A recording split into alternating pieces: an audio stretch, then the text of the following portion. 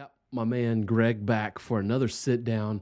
He was super excited to start the year. He got a Whoop strap. He's checking his vitals, looking at his health measurements and stuff. So we wanted to talk about. He wanted to talk about that with me, and then we got into some business like measurements and stuff. And I think it's a good episode. So if you're like a normal human that wants to get better, wants to be more healthy, wants to work on their business and discover all that stuff. So let's get into it.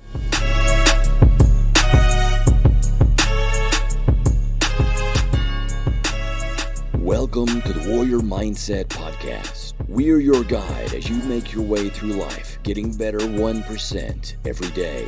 We believe that life is lived and true victory won through adversity. Nothing easy is ever worth it. We believe in the warrior ethos and support those that choose to walk that path. Well, hey, Gene. What's up, man? You know, doing the thing. What's that on your wrist?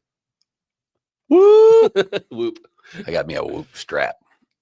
It sounds dirty. I'm just saying, one of my goals for 2025 was more wellness. So More wellness. naughty and all the other kinds of wellness. What the hell is a Whoop strap? So it is essentially a biometric device. It's a wristband with a bunch of sensors on it. Cool. that I got because I wanted to start getting more curious about my health. Little Christmas present for yourself? I've always just rocked and done the thing and been super active. But I got some like whatever blood driven analytics done last year. And the thing that prompted all of this, I don't know if you guys saw what I'm focused on for 2025 list, but on there were several health metrics. So I had kind of a crappy health year. Okay. Fractured my femur and tore my meniscus, which sucks because I loved running. That's crazy. And I love doing stuff like with hiking and climbing and mountain biking and stuff. So I kind of put a damper on all that, and it's sort of hindered things. And then I got some crappy blood work back. Most of it was good, but a couple of the things around like what I put in my body were like, dude, this is the worst report we've ever seen. Really? Yeah. Oh boy. Yeah. And kind of not just like on the high end of the spectrum, but like here's where it should be.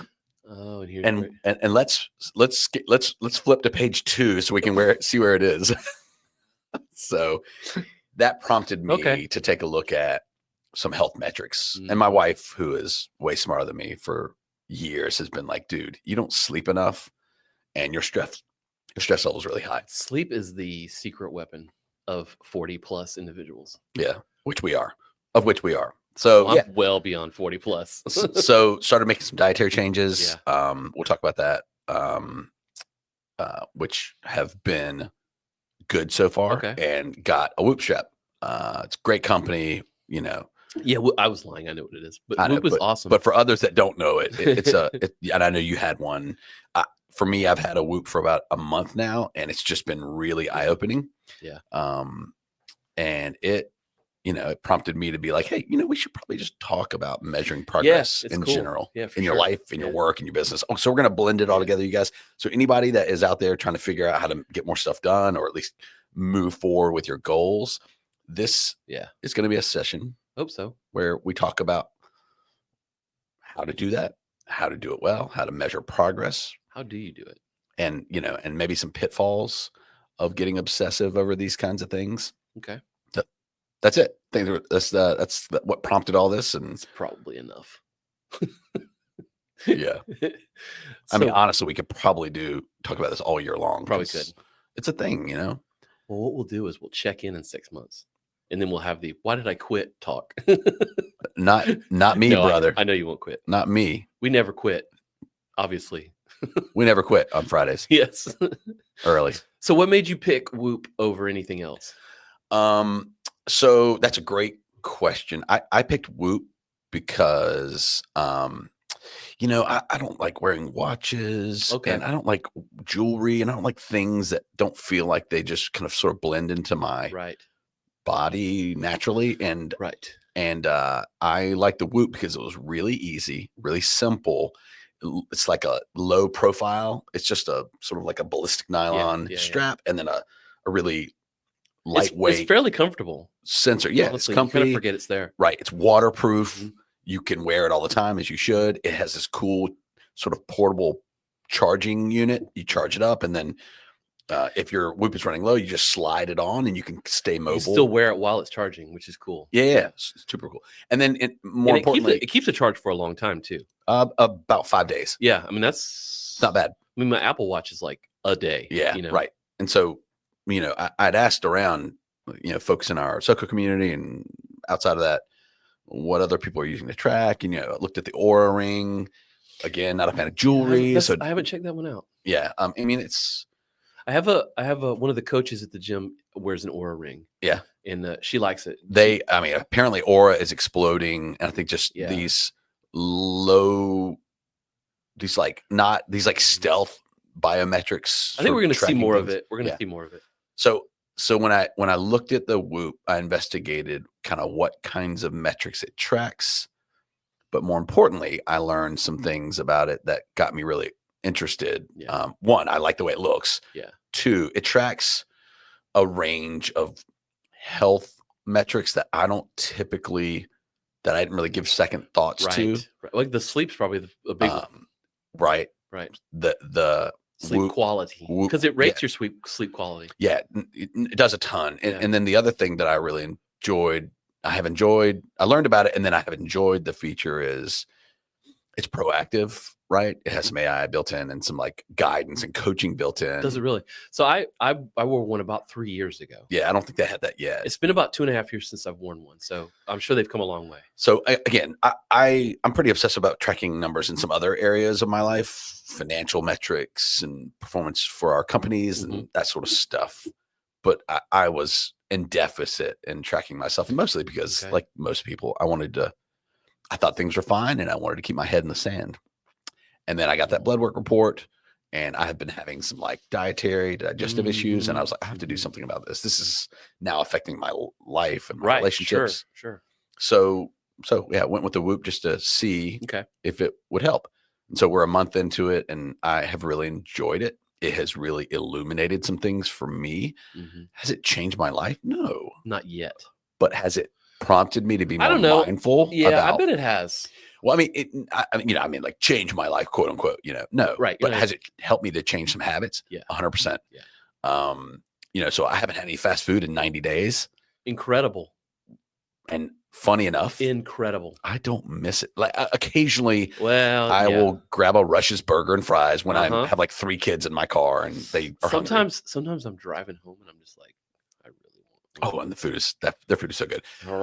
And again, like everything else, it's about being mindful. When was I eating this really unhealthy stuff? It was when I was stressed or when I was too busy to pause and make something at home. Yeah. Or like to choose a sit down healthier option. So maybe a tangent, one of the things I'm doing this year, along those same lines, I wasn't worried about the fast foods. I don't really eat a lot of fast food, but what I've been looking at is when I eat and how fast I eat. And if I'm in a rush, I will eat something really fast, and it's usually pretty bad. Right. So what I'm doing, the nature of fast food. What I'm doing this year is I'm just not going to eat. I know that sounds weird, but I'm 50. I'll be 51. My metabolism I can tell, is definitely slowing down. And I'm just going to skip it. You're talking about like just skip eating or just dial back the calories? I'm just going to skip eating. Maybe I'll do like an apple or something, some fruit or something simple like that, but I'm just going to skip the meal. Because you practice intermittent fasting, all kind of bullshit like that, but like, it's not going to kill me. I'll just skip it. Yeah. And see if that. Are you worried about your metabolism as a result of that slowing down more? I'm not. I'm worried about the speed at which I eat. Like it feels mindless, and it's just like sometimes I don't care what it is as much, where it's like I don't have time to prepare like a salad, so I'll eat like a bar or like one of those stupid cookies, or I'll drink a protein drink or something. And none of that's real. It's not real food. You know what I mean? Yeah. Like I personally think a lot of that stuff's just as bad as fast food a lot of times. So yeah, Because I'll tell people, I'm like, because they'll hit the protein because they want more protein, and I'm like, why don't you just eat a steak? I mean, I know it's not more expensive. Protein's expensive, and it's like it's real.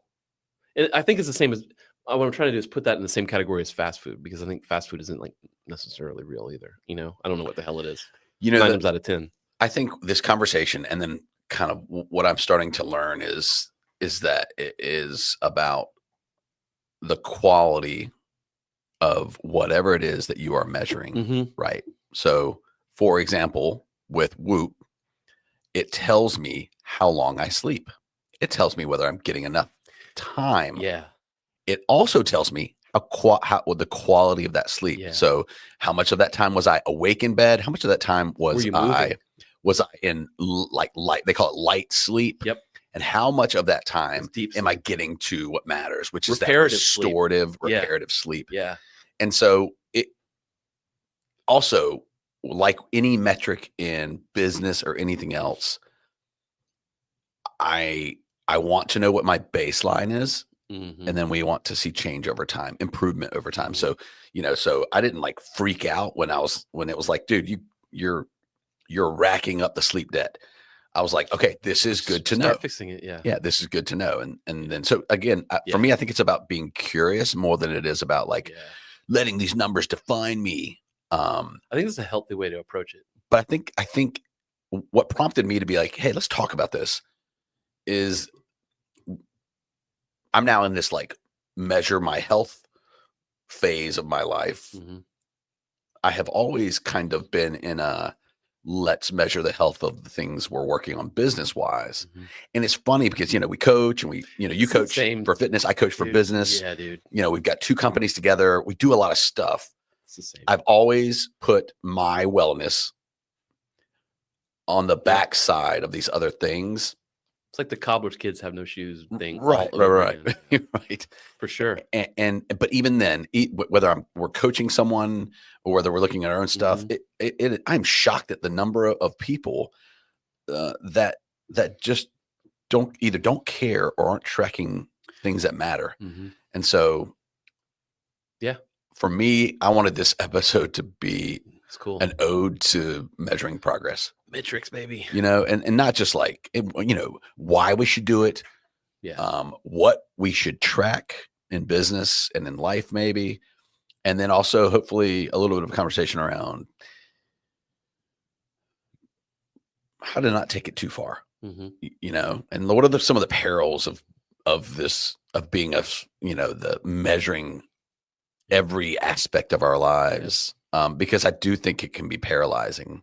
And in like, if you're like one of those people that opens your stock portfolio every day when the market moves, like that stuff can create a lot of stress. Yeah. So, but like, what should we track, and how much of it should we track, and how often should we track it? I'm hoping we can talk about that stuff and unpack that for folks that are maybe on that journey or thinking about starting that journey of measuring progress. So what do you track? What do I track? What do you care about? Like, what are the things you care about that are measurable, if you will? Well, I've been very slack for the past 6 months, but like everything, it was a new year, so I've started again. I track calories in, calories out. So at the gym, so first off, I sound like a smart ass. I've worn just about every tracker that you can get, except for the Oura Ring. I've got one of all of them. And I like all of them. They're all cool. But I'm like you. I don't like anything on me. Like I wear a wedding ring every once in a while. My wife knows. Don't read into that, y'all. Yeah, I don't like wearing it when I work out. I don't like wearing shit. I don't like wearing stuff when I'm doing martial arts. I don't like sitting there with stuff on. So I find it hard to wear trackers and stuff. So what I do, what I did at the gym is I invested in a DEXA scan machine. It was like $6,000, but and if you ever want to get on one, I'll give it to you for free. But it's a scale, but it runs an electromagnetic pulse through your body. You don't feel anything, obviously, and it tells you all of your little tingling in the nether regions. I mean, it starts with weight, but it gives you everything like bone density, skeletal muscle mass, BMI content. Wow. It runs your it has a formula that gives you your calorie intake needs. So it's your daily kcal. So I look at that and that's what I use for coaching too. We'll take that number, which I feel like is a real number, but then it starts with habits. And I know I sound like such a wiener, but like I track my habits. So I have a book. It looks like I should have brought it, but it looks like a moleskin, but it's just got it's like a to-do list, but it's just like these things that I want to make sure I do to try to build a habit. So one is, did I record my calories for breakfast, lunch, and dinner? Yeah. Right.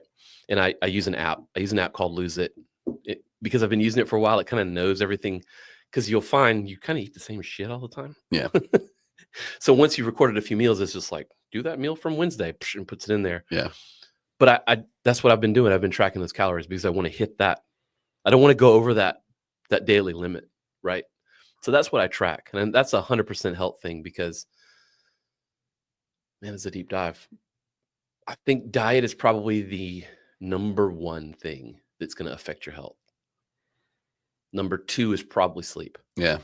So, and with diet, you're talking about essentially garbage in, garbage out, that analogy. So I track those calories. I try to make sure all of those calories are whole food, 100% good shit.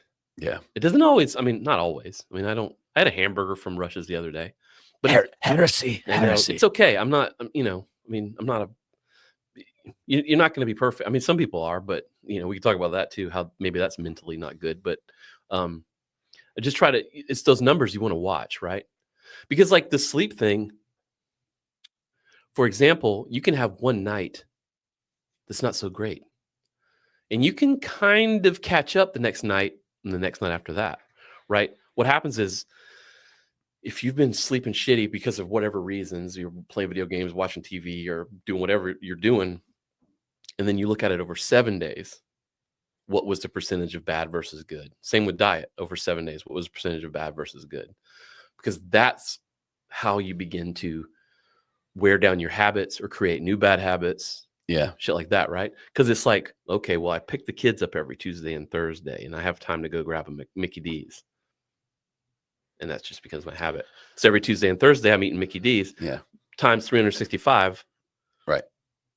That's a lot of Or 52. Thank you. 152 times 2. 104 yeah. bad meals. Exactly. And that's how those little habits. So those are the things I'm trying to get a handle on, which I don't think I've really looked at, taking those micro things and trying to look at that macro of those things. That's what I'm trying to get a handle on, because I'm starting to realize, like, I'm 51 this year, and I'm sort of looking back at stuff, and I'm like, your success is either made or broken by your little, like, what you do every day. You know what I mean? Like the little things you do every day, like the one extra cup of coffee every day might give you high blood pressure. I'm not necessarily proven, but you know what I mean? It's like, if I can cut one thing out, if I can get one more hour of sleep, or if I can cut out that one shitty meal that I just grab on Fridays, over time, that's huge. And I think the same can be said for the negative side of things. That's what I'm chronic stress will that's kill what I'm you. trying to kill. Acute stress, yes, maybe not. That's what I'm trying to kill. Well, let's back up a little bit. Why do you think it is important that we measure things we care about? If you don't measure something that's important that you're trying to work on, how do you know? So, right, and measuring can just if you're not measuring, you're being insincere to your goals. Let's back up. Let's define measurement. Okay, what is measurement to you? What do you do? What are you doing with that data? Well, fair point. For me, it's because I think it's getting accurate access to information, right, that is relevant for the journey that I'm on, right? Whether that is a business journey or a personal health journey. It is the why for me is the same thing. It's amazing how much more accurate you are when you're aiming for something. Yeah. There's that analogy. 100%. You'll never hit what you're not aiming for. 100%. But for me, the measuring is just collecting and not just collecting, but collecting and analyzing and turning that information into, now you're onto something, data that can inform my decisions. It's knowledge.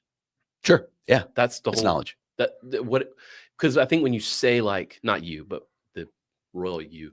When you say like measurement, it sounds like a lot of work. You know what I mean? Yeah. I think that's one of the things that turns people off. Because when I'm like, hey, you want to lose 2 pounds a week for the next 2 months. That's a lot of work, dude. You need to like write that shit down. And they're like, that seems like a lot. Yeah. I'm like, well, it doesn't have to be. It doesn't have to be like a meticulous like thing that you do every 30 minutes of the day. Like you can use an app. You can use a Whoop strap. You know what I mean? Yeah. You can just look at a dashboard that someone's built and go, oh, now I know to stop doing that shit. Like, it's just the knowledge. For me, measurement is whatever I can do to get me that knowledge. Give me that knowledge. Right. The other thing with the why. Because knowing is half the battle. Oh, yes, you did it. The more you know. You like how I just mixed metaphors there? You did. I did. That was awesome. But it was all from the 80s. Both from the same decade. Both from the 80s. I think the why, though, is probably worth unpacking more. Like, why would you measure? Yeah, and I've been thinking about, like, why do I care? Yeah. Well, you don't want to die. Well, I think in general, I think the first assumption we have to like put on the table is you're not going to be very good at measuring things if you don't have a commitment to getting better, right? So for me, why measure? That's a good point. Because I want to get better, right? And I don't mean like half marathon to a full marathon, but maybe that is part of it. I just meant in general, like we should strive to move forward as a species. Yep.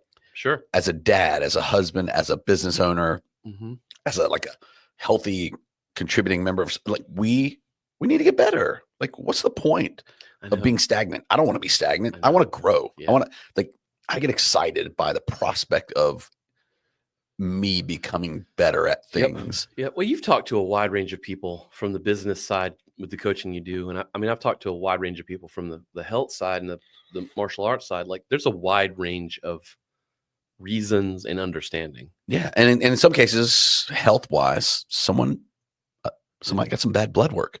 Yeah. And it got real. Yep. And again, that is a measurement that they didn't have, this knowledge they have gained that's changed, that it changed my trajectory, my path. Well, you realize whatever the hell I've been doing is leading me down more of that bullshit. Yeah. So I've got to go the other way. Yeah. And I think the other thing with the why measure is when you are not measuring things and then you're getting results that you're not happy with, there's a correlation between those things. Like, I don't know why this keeps happening. Yeah, right. Well, you right. probably should look at the history of something. There's also the whole, like, is this good? Is it good? Why measure? Why do we do this? Because we need to know whether we're making progress or not. Like, if have now desire, if progress is your goal, right, we need to know whether we're making progress or not. And so if you're not measuring, I remember last year, we had like a really good revenue month. It felt good. It felt good. And it was good. But in the context of that year, we weren't able to string together enough of those good revenue months. And so it didn't really materialize as a tangible improvement, right? It was a blip on the radar. Yeah. And, when you have a feeling and that you don't have any way to validate whether that feeling is true or not, I think that is why you measure, right? God, things feel rough right now with the business. Why do I feel this way? You should be able to answer those questions. Right. Why am I feeling crappy? And then, you look at numbers and you're like, well, because things are crappy.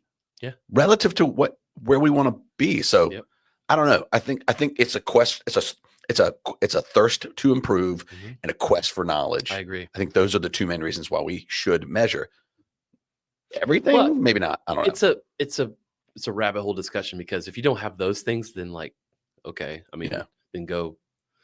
You better marry a rich wife or rich husband, because you don't want to do a goddamn thing. Right. Yeah, maybe turn the podcast off, because this probably won't be valuable for you. Yeah. It's like, if you don't want to get better, then why are you here? Like, I don't know what to tell you. And go do something else. And this thing about, like, why measure, why track progress, and like why knowledge matters.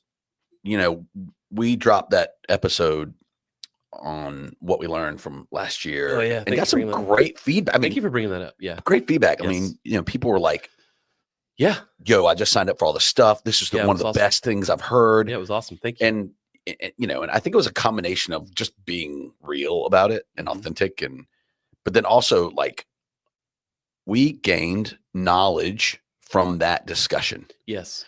You know, like these are things like, like in a way we measured progress through that conversation, right? We said, what have we learned? That can be it. You can just sit back and think. I mean, you can just write down notes like you're doing now. Just do that once in a while. Right. Like that measurement wasn't some data point. It was just a conversation. Right. But it is knowledge that we gained. I think measuring is that. Often, I mean, you've done some too, but often that's what therapy is.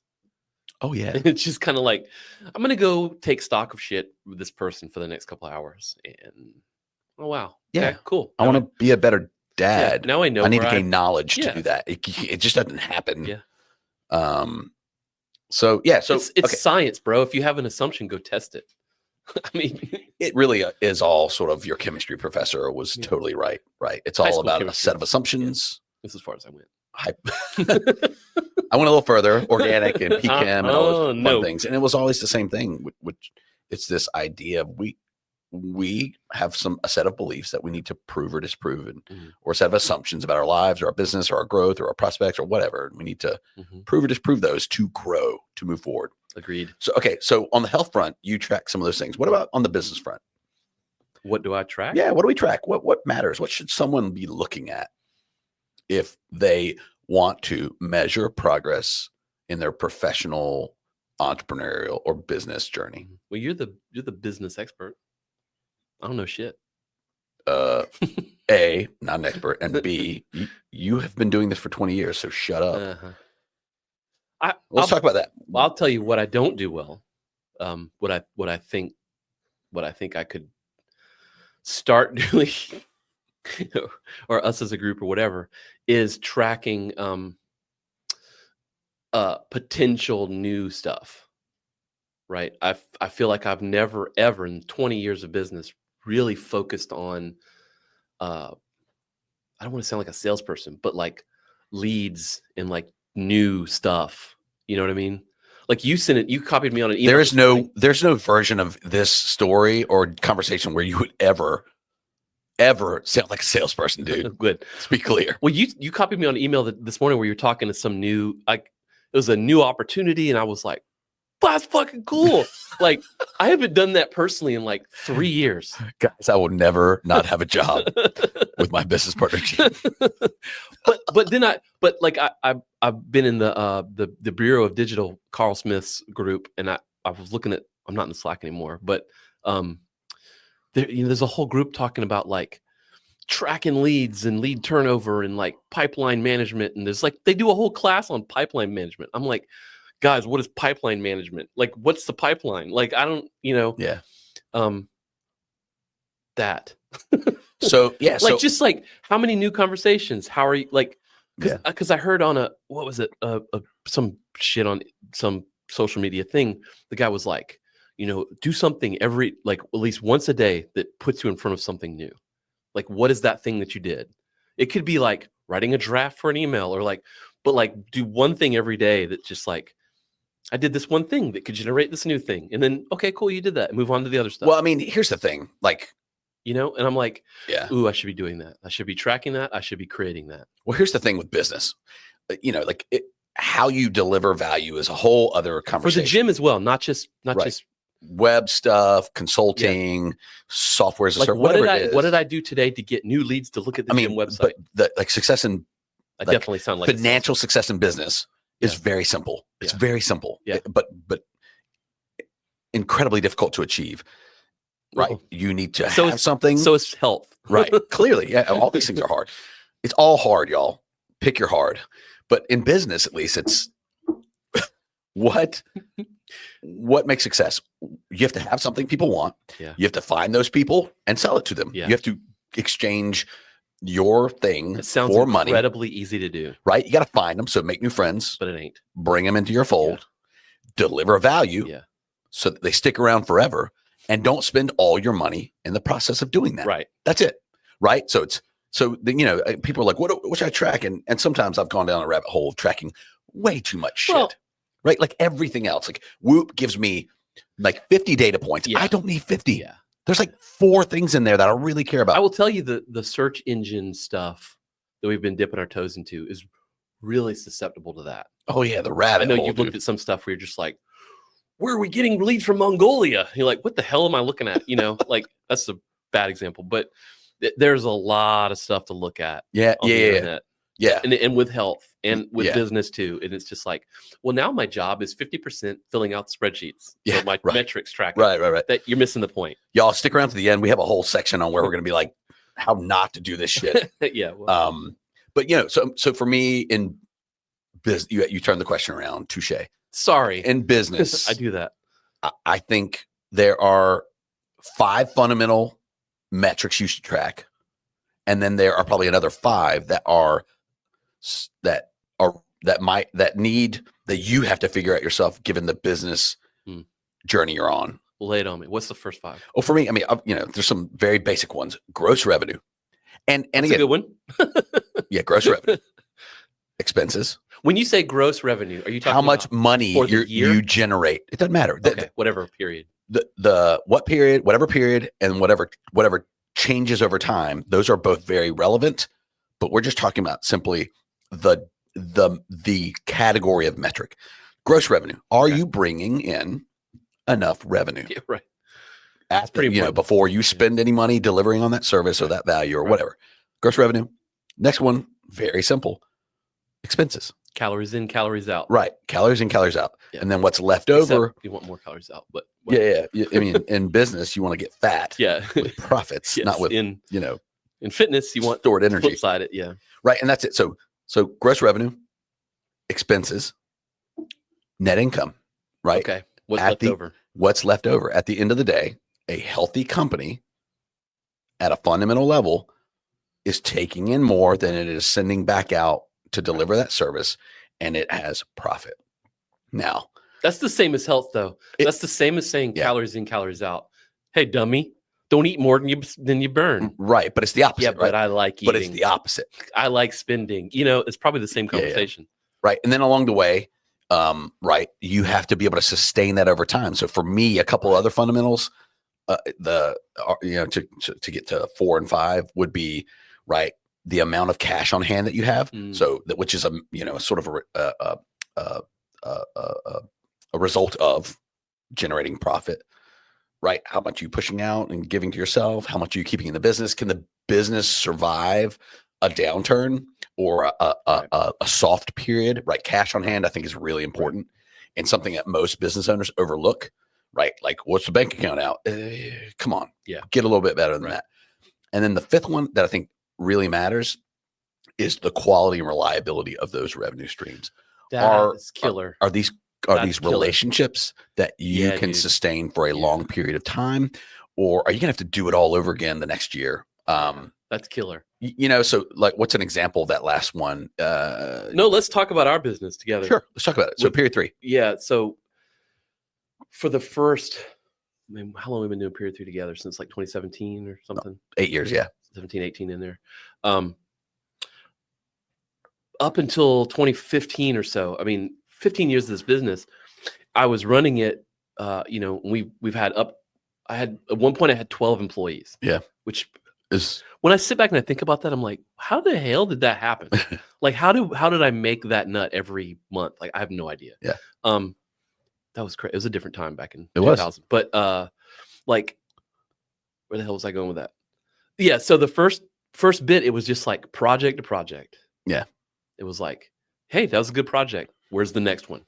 And so it was just like, find the next person, do the next project. Find the next person, do the next project. I feel like a lot of small businesses are that's kind of how they operate. Oh, obviously, without a doubt. Which is how we do still.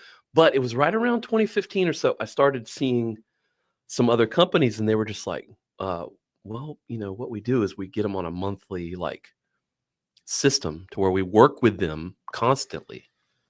Like, we don't just do it all at one time. if they have a bunch of stuff they want to do, we'll spread that out over 6 months and they'll pay us over 6 months, which in turn levels out your cash flow over 6 months. Right. And I was like, that seems like a good idea, because I was not very bright. Seems like a good idea. And, you know, the team was like, that sounds really stupid. I just want to build websites. I want to design things. And I'm like, okay, well, we'll keep designing. But it was when we started working together and you were kind of like, yeah, that's kind of how it needs to work, dude. I was like, well, let's do that. And then we've, and it doesn't happen overnight, but we've been doing that and building that. And the quality of those people, businesses that we've built relationships with is killer. Yeah. We're a services company, so we don't have an app, but it would be the killer app of making sure we don't like blow away in the night. Yeah. You know, and I think there's, what you don't want is feast or famine. What you do want is Yeah. I mean, successful businesses Gotta make be stable, money consistent. sustainably. Yeah. Right. And they're, you know, And repeatable. And it's a repeatable system. Right.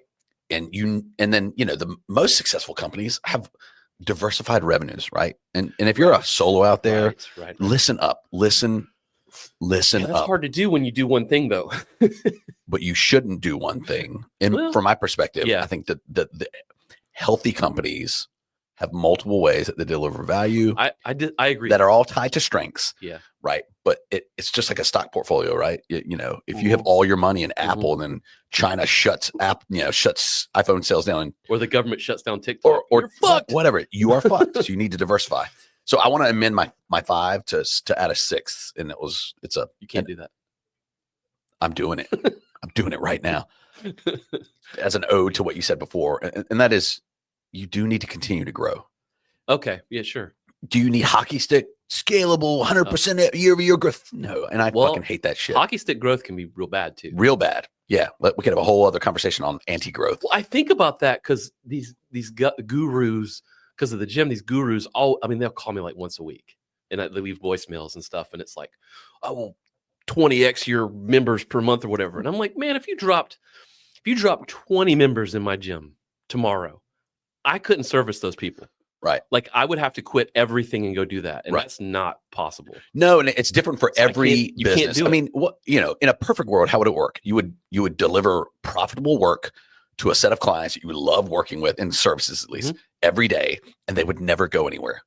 But that's not the way the world works. And they would their budgets would go up, and you'd continue to get great work. No, yeah. And that's your growth model. Well, someone told me, Stuart Brower is a gym mentor of mine. He said, talking about members, and so this is another tangent, but in the gym, in the gym owner coaching industry, there's a class of gym owner coach where when a member leaves, they get real butthurt about it. They're like, don't ever fucking talk to me again. Get out. Then there's another that's just like, what's business? Like they're going to go somewhere else. And if I'm cool, they'll come back. Right. He and I was never really the one that got butthurt necessarily. My partner was, but like he get real bent out of shape. But Stu said on a long enough timeline, everybody leaves. Yeah. You've said that to me before, that at the end of the day, you're going to walk alone. And it really like stuck. And it's just, I've heard it in other senses, but when the way he said that, I was like, that's right. Even your most favorite fucking client, long enough timeline, they go run out of work. Right. So, or money, or you're going to change or whatever. Right. So knowing that, you should be tracking your new customers, new leads, all the stuff. Right. Which I've never done. The renewal, the renourishment of the business. Yeah. And you should be fighting every day to keep every customer you have that is a quality, high value customer. Right. And so if you do that, right, find new customers, which is kind of the revenue growth thing. Find new customers, deliver a lot of value to them, and keep them forever, or as long as you can, which we know is not possible, but you should strive for. Nothing's forever, but a decade is awesome. That is success. So you have to have metrics that you're tracking in each of those areas. And then along the way, you just have to, there's the resiliency part of it. Like shit's going to go down. You're going to have COVID's going to hit, or whatever next thing is going to happen. And you need to have bandwidth, capacity, and financial resources to survive that period. And relationships. We talk a lot about and when I do like personal finance coaching about the rainy day fund. Mm-hmm. You need enough money so that if your tire blows out, it's an inconvenience, not a fucking crisis. Right. Where you're like, I don't know where I'm going to get the money. And I know people like that. the world is like that, dude. Yeah, you're right. The whole, at least in the US, the entire US economy is like that. Yeah.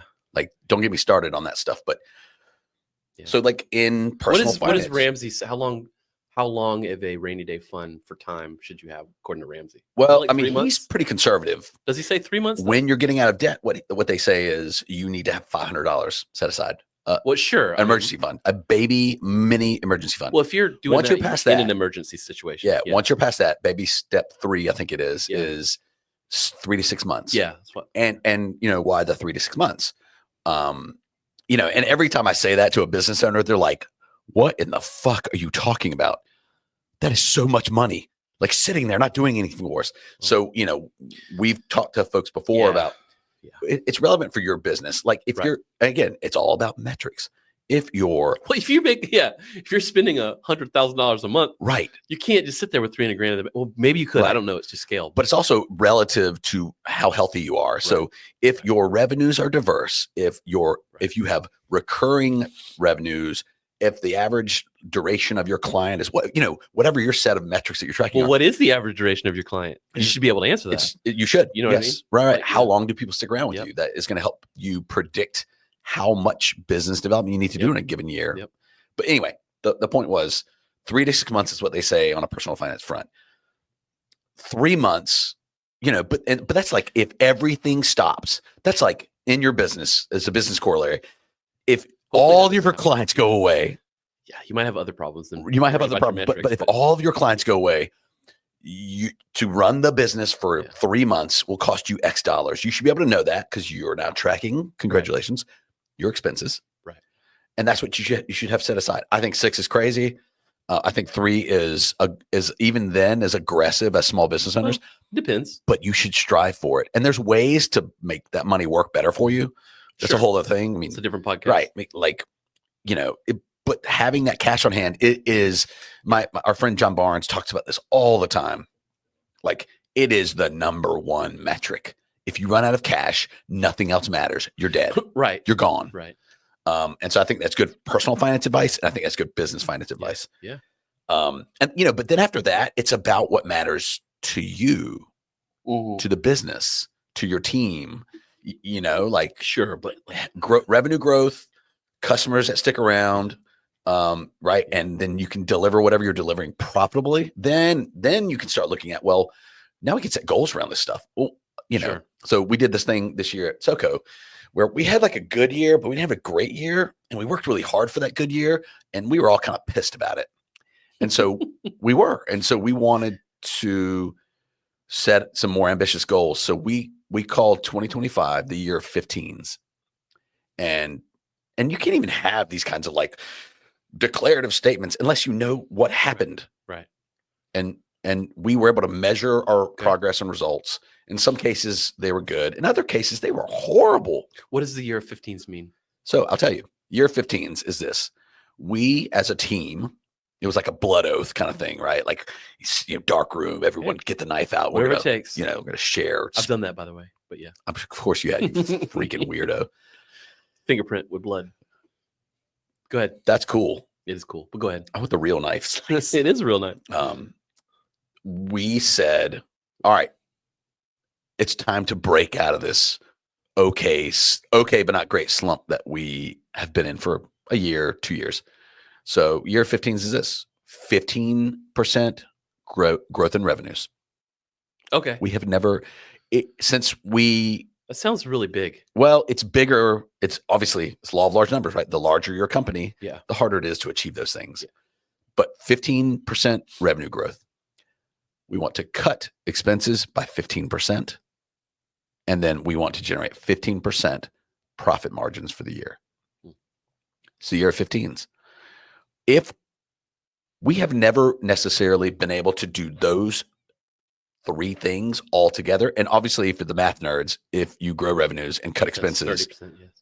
Right, those 2 things, you'll achieve the third goal. Yeah. But we had said that because we didn't like where last year ended up, and we track a bunch more stuff, but we tracked those things, and then we also track customer retention and we track new business development. and the change over time is important, and the relative to your total revenues, right? How many, customer revenue as a percentage of your total revenue, that's a really important number. Like, I think that's a really important number.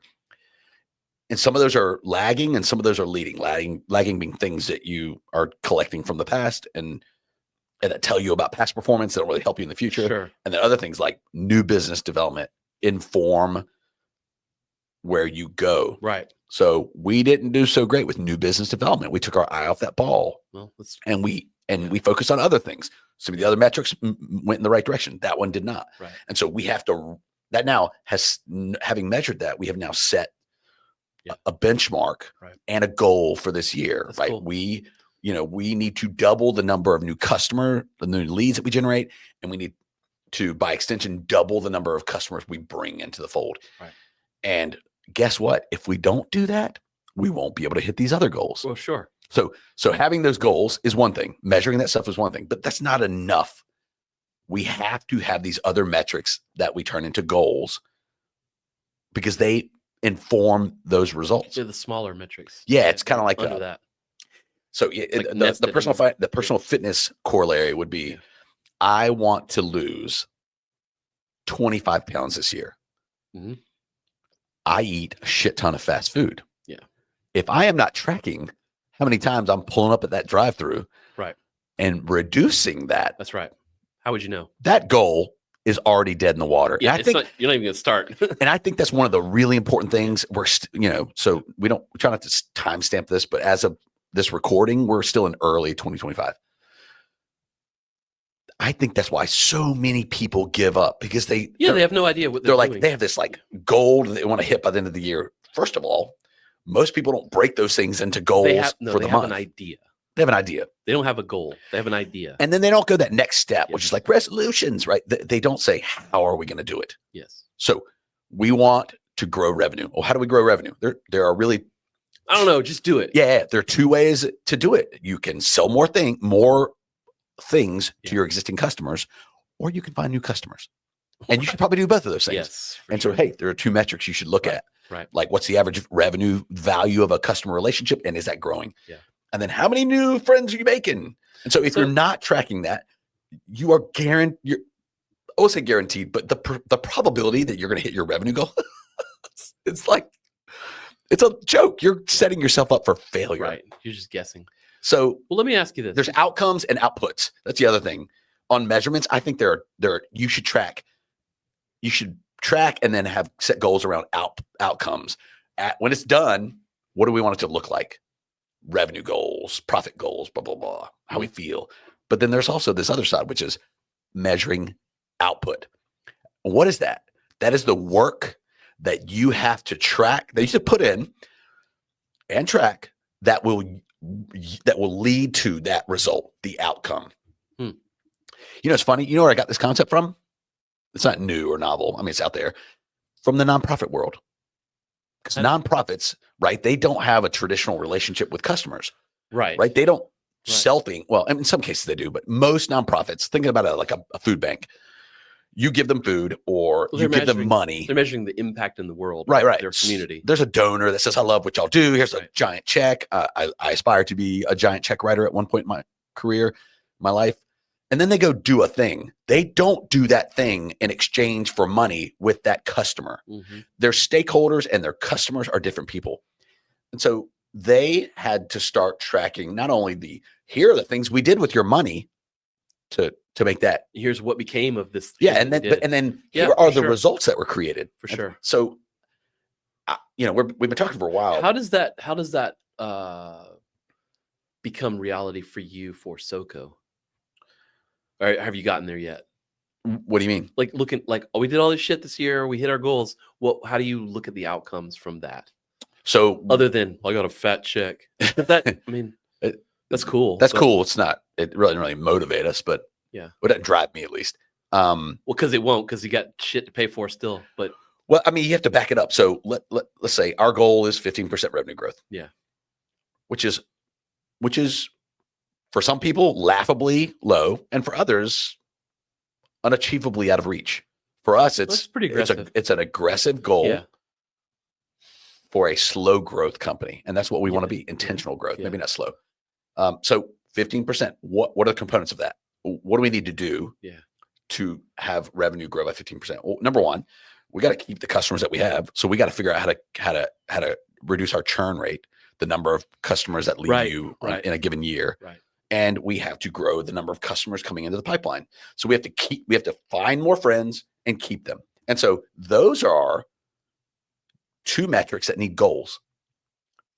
Now, we can't just be like, what did we do in December? We have to say, what are we going to do this month? Right. So what are our goals for new customer development, for new business development this month? And then the question you have to ask is, how do we achieve that?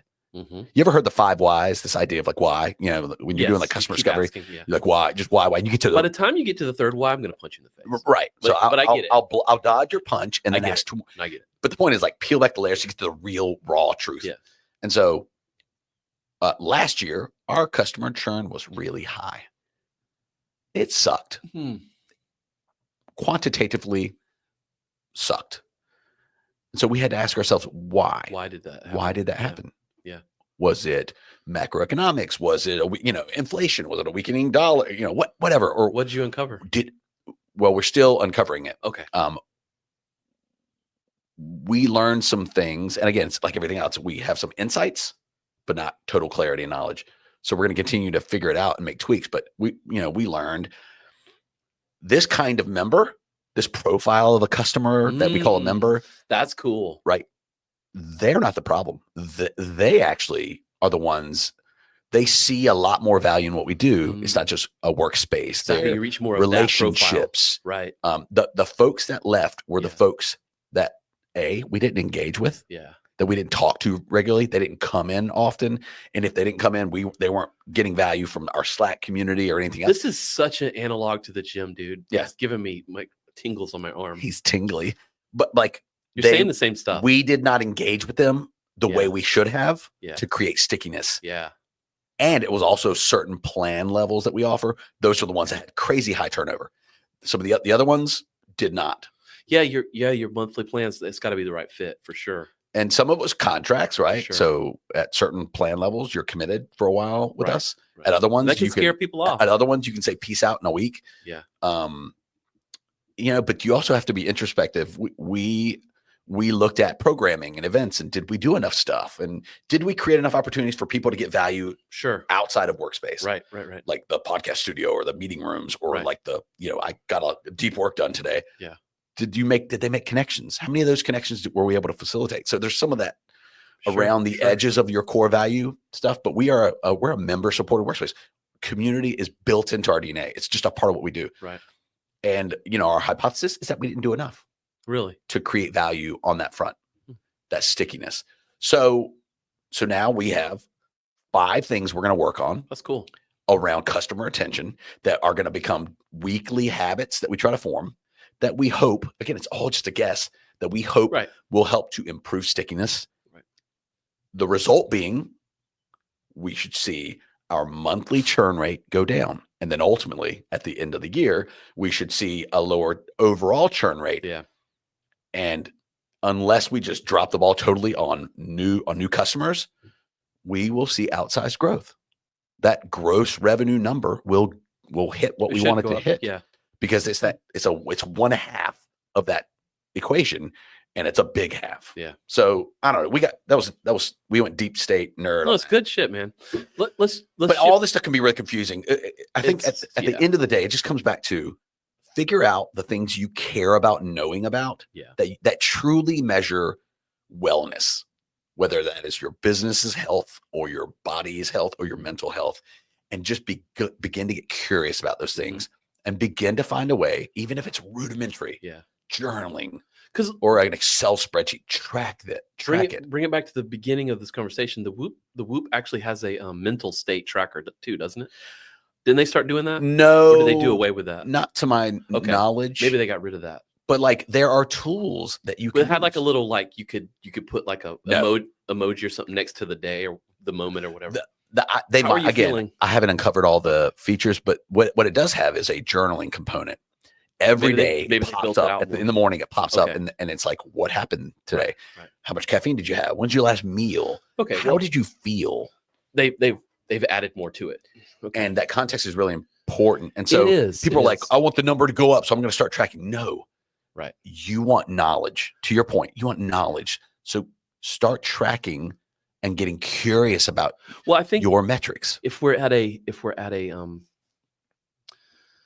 tracking and metrics 101 point of this conversation, I think it's that you just need to start doing something. Like you need to start tracking something. Yeah. Whatever that is, however basic it is. Right. And like get the Whoop, start looking at it. Yeah, just one step. You can automate a lot of it. But like let me just another ode to tracking that, like, you know, if you've been tracking stuff for a while, then you're laughing at this conversation. Yeah. Because we're novices. But I've always had this theory, even, you know, that I'm fairly well built and I'm pretty skinny. Like I don't have a lot of fat on me.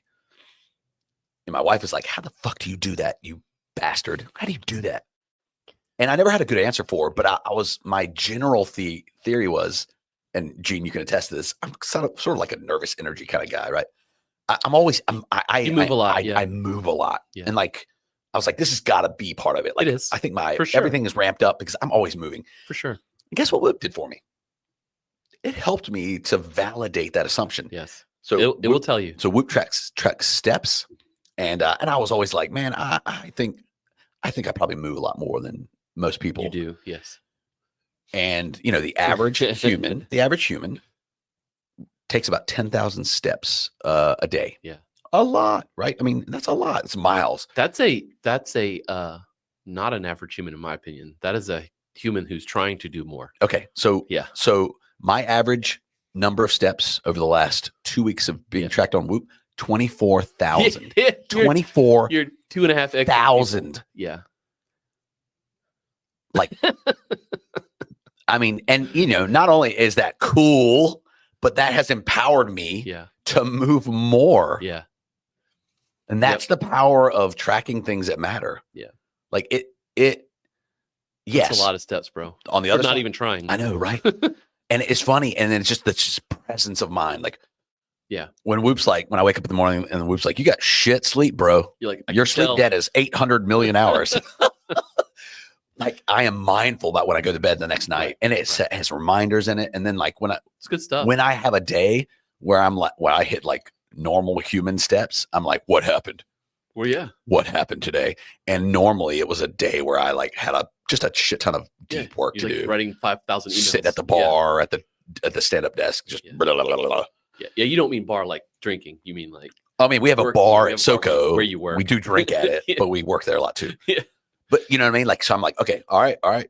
Time to turn that shit off. And I gotta go, I'm going to go walk the dog, 3-mile walk with the dog or whatever. Go out, run. I can't do that right now, but that's a legit walk with a dog is 3 miles. Oh, and she's unruly.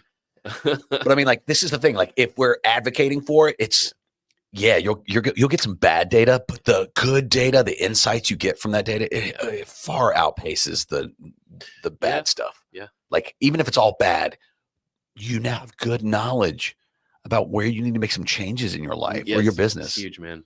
Knowledge is power, man. I mean, so yeah. We're just kicking it with all the 80s knowledge is power stuff. I like it. I'm going to superimpose the G.I. Joe, like, please do. Knowing it's half the battle. Please do. G.I. Joe.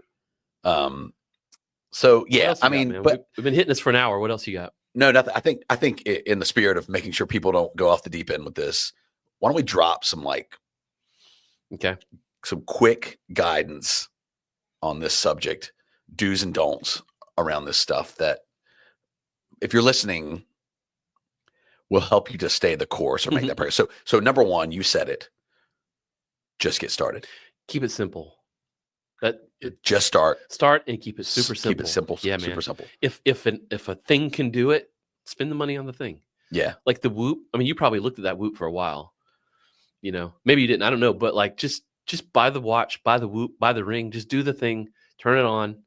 And just stay the course. Most of them come with a free year of stuff anyway. Yeah. So just do it and start from a health standpoint. Just start doing it. You know. And for me, before you start, well, I mean, or in parallel with that, figure out what matters to you. Not like not the complex version. Well, of that, like, let's talk about the health thing, because the you got a blood test and that's what kicked it off for you.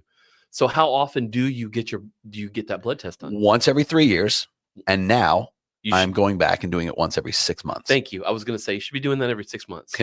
Dr. Yeah. Gene and the hizzy. No. I mean, you can do it too much. It's the same with the DEXA scan at the gym. People will be like, "Can I come in next week? Can I come in every week?" I'm like, "That's too You much. don't need to. That's too much. Yeah. You shouldn't. Look Also, some of these metrics don't move. yeah, dude. You shouldn't week look to at week. You can't look at the scale every day. Don't get a DEXA scan every week.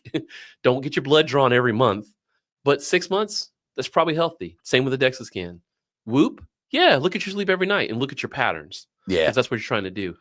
And that's hard for people to understand how to determine what a pattern is versus just collecting metrics. Yeah. So I think because that's what I look at is what are the patterns that I've created?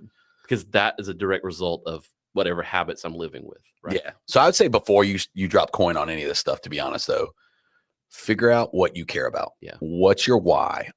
And if it's health, just go get a fucking Right. checkup. If you say, I want to improve my health this year. Yeah. Great. Yep. Well, now we're in a category where there's a bunch of things that you could pick from. I will tell you, I'm sorry, I'm stuck on the health thing just for a second. I'm proud of this. I'm gonna brag.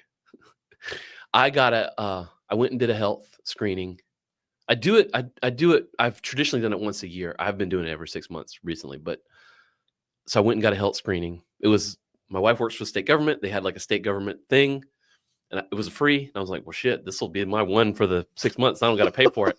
So I went and did it, and they had the person said they started at like 7 a.m. I was there at like 2 o'clock in the afternoon, and the guy took my blood pressure, and he was like, you're the first one with good blood pressure all day. Oh God. And I was like, Welcome to South holy Carolina, shit. folks. Yeah. My numbers were spot on, but he was like, whoa, that's the first one I've seen. I was like, what? He's like, yeah, everyone that's come in today, it's been fucking bad. Yeah. I'm like, yeah. I just like stared at him like, holy shit. We have some issues to deal with. I don't think you can't just pick on South Carolina, but like, oh no. I mean, it's America. Everywhere. But America. I am not healthier than most people. I mean, I do move a lot. I do things. I try to watch what I eat, but like, I'm not the most healthy guy, you know? Yeah.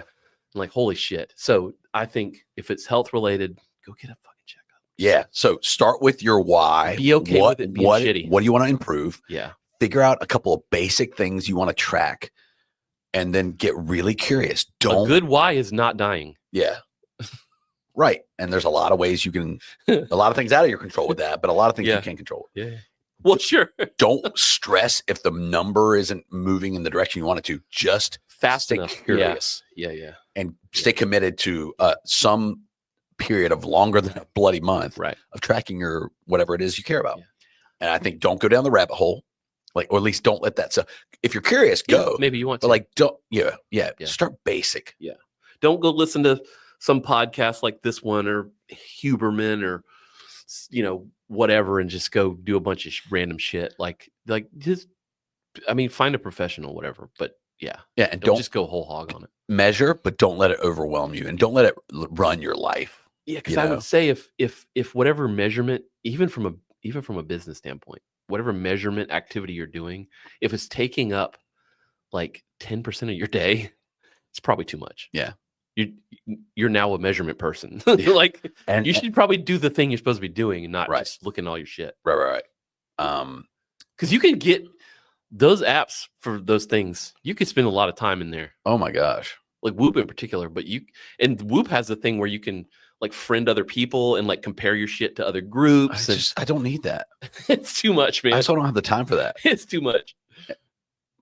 Would there be some value in that? Sure. Well, yeah, it would compel you to be better. But I'm on this journey for me. Yeah.